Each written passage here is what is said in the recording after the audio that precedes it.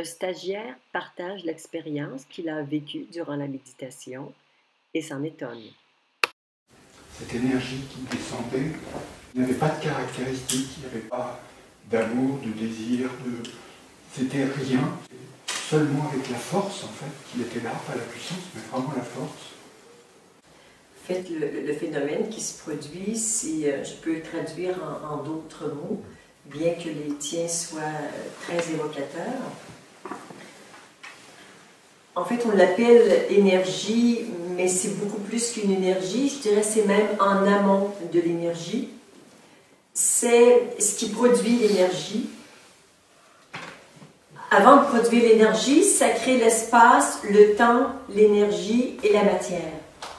Donc, cette douche un peu de lumière ou de particules que tu sens, qui fait partie particulièrement de cette première journée, comme pour se remplir de ça.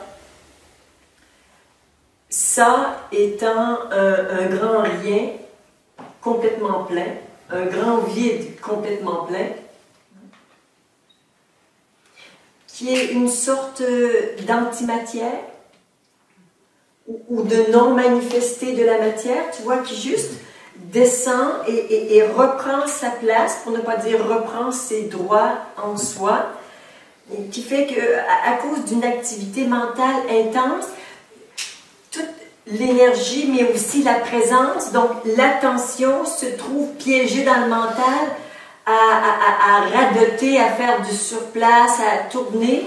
Finalement, ça essaie de trouver des solutions à la vie, mais ici, à partir de quelque chose de connu, on a bien 2-3 trucs qui ont de la valeur, mais guère plus.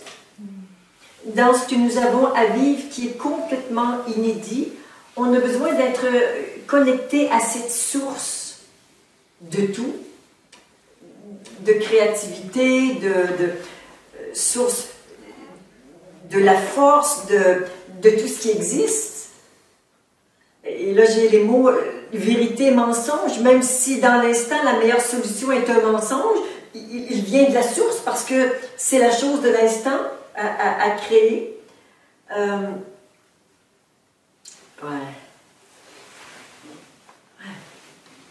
C'est tout ce qui existe à sa place.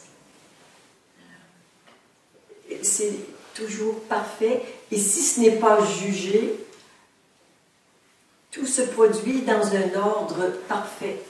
Donc, ce que tu sens, c'est cette espèce de substrat neutre, totalement neutre,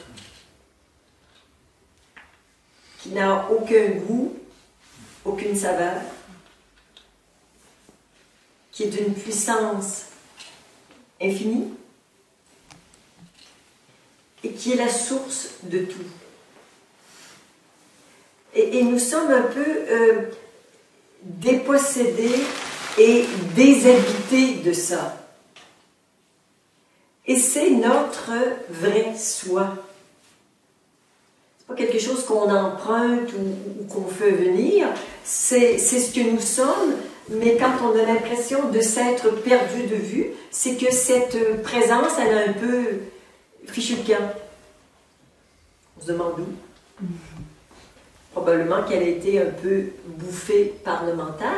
Donc, ce qu'on fait, c'est juste, on commence par réhabiliter cette présence. Et avoir, peut-être pour certains, l'impression de retrouvailles. Nous en avons parlé ce matin. Peut-être l'impression de rentrer à la maison. L'impression d'être là. Qui est juste normal et tout à fait naturel. Et ce vide plein,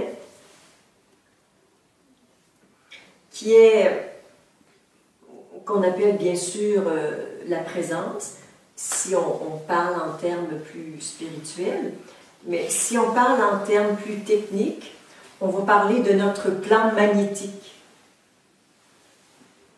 Notre plan magnétique qui disparaît au moment où il y a une sorte de compression et que le plan magnétique est comme écrasé sur le corps et qu'on est direct sur le corps. De sorte que si on se heurte, c'est douloureux. Et quand ce corps magnétique reprend sa place, ou la présence, ça fait un peu plus spirituel, on se sent comme gonflé, un peu comme des bonhommes Michelin. C'est ça, hein? Ouais, c'est ça. Et là, on est en train de... Je suis en train de vous gonfler. Et là, ça pouf, ça reprend sa place, et de sorte que si tu te heurtes cet après-midi, tu vas avoir une sensation corporelle complètement différente de celle de ce matin à 9 h, qui fait que ce matin, si tu te heurtes, boum, ça fait mal, tu dis « Aïe, mon bras !» Et là, tu te heurtes, tu sens bien qu'il y a un truc, mais c'est beaucoup moins douloureux que ce matin. Et tu dis, ce bras a été heurté. Mais l'idée de mon bras, de mon corps et mes trucs, c'est comme si c'est en train de perdre un petit peu, c'est ça, hein? Je te vois toute contente, oui, c'est ça. C'est en train de perdre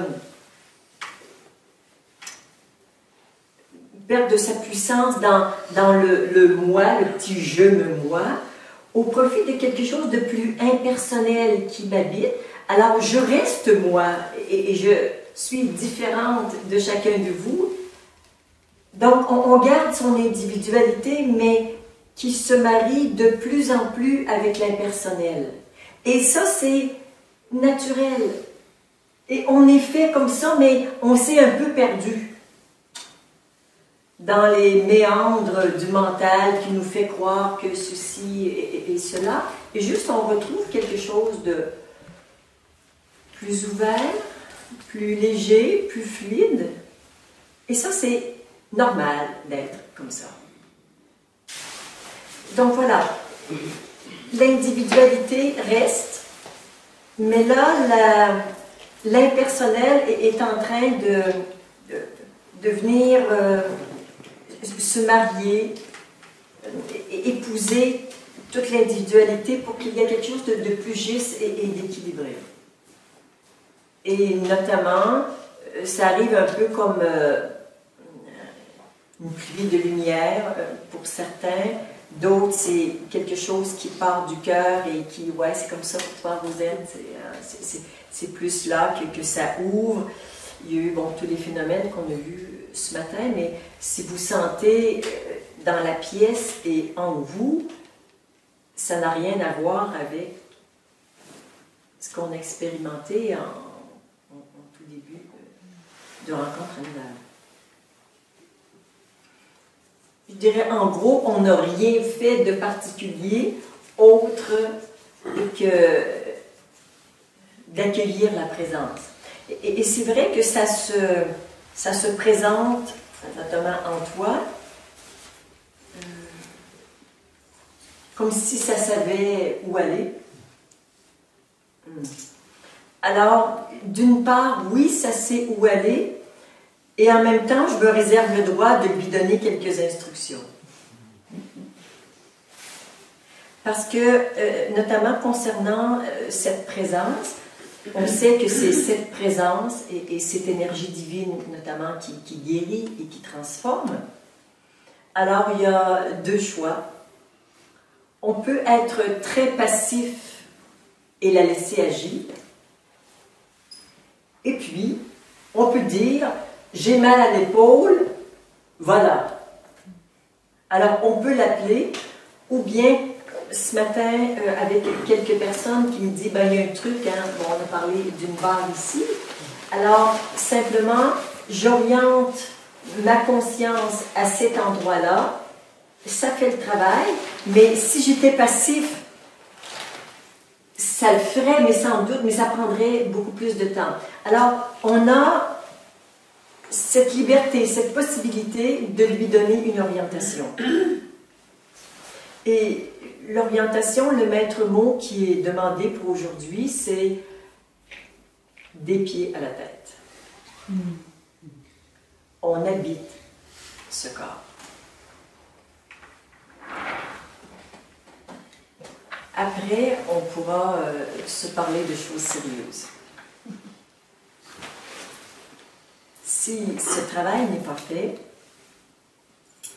on pourrait parler spiritualité, mais ce ne serait qu'un échange de concepts intellectuels. Et ça n'a aucun intérêt pour moi.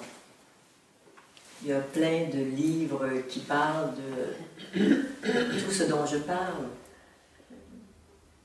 La particularité d'être ici ensemble pendant 3 jours, c'est que pour moi, il y a un impératif que chacun puisse le vivre.